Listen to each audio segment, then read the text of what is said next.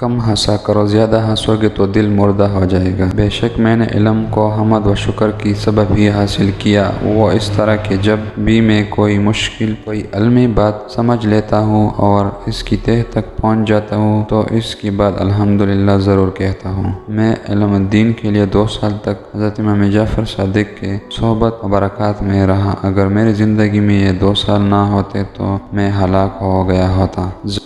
ذلیل اور گھٹیا لوگوں سے دوستی کے ہاتھ مت بڑھاؤ۔ شخص پریشانی میں مبتلا ہو جائے تو اس کی مدد کرو، کوئی حاجت مند کسی کام آ جائے تو اپنی استطاعت کے مطابق اس کا کام کرو۔ جو مصیبت تم پر نہیں ڈالتے تم بھی چاہیے کہ ان پر کوئی مصیبت مت ڈالو۔ کوئی تمہارے بارے غلط کہے تو اسے اچھے الفاظ میں یاد کیا کرو۔ جہاں تک ممکن ہو لوگوں سے اچھے اخلاق سے پیش آتے رہو۔ بغیر عمل کی علم ایسا ہے جیسے بغیر روح کے جسم۔ جب تمہیں یہ یقین ہو جائے کہ میں اہل و عیال کی ذمہ داری اٹھا سکتا ہوں تو فوراً شادی کر لو، فائدوں میں رہو گے۔ مصیبت گناہوں کا نتیجہ ہوا کرتی ہے۔ کبھی ایسی چیز کی عادت مت ڈالو جو بظاہر ایجابیہ نہ ہو۔